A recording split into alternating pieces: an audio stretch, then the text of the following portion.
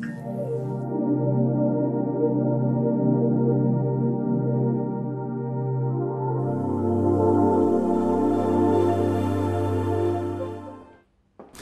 sommes un service de biochimie et plus particulièrement de biochimie cellulaire, c'est-à-dire que notre domaine de recherche est la cellule et en particulier la cellule animale.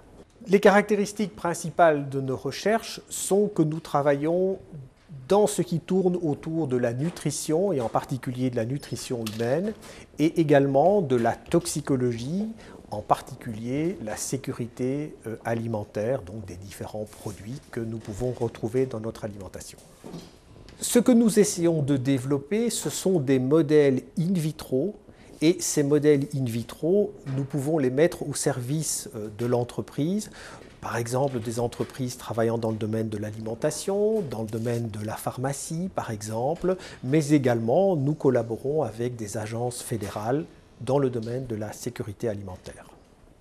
Nous pouvons ainsi, avec les outils que nous développons, aider l'entreprise, par exemple, à sélectionner un certain nombre des produits que ces entreprises souhaitent développer, souhaitent mettre par la suite sur le marché.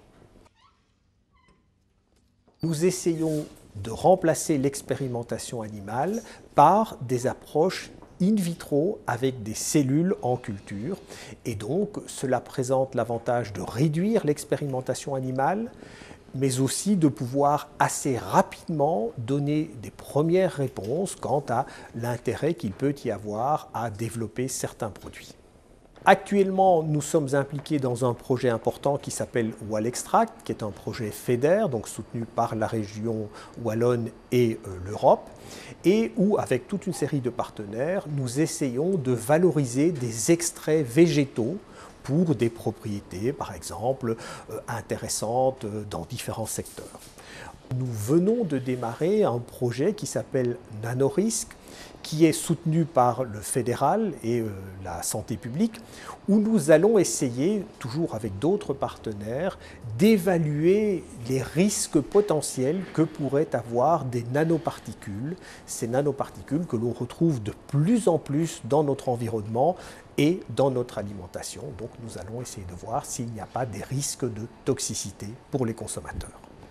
Actuellement, je suis impliqué avec le GIGA, donc de l'Université de Liège, dans des formations à la culture de cellules animales pour une firme de biotechnologie.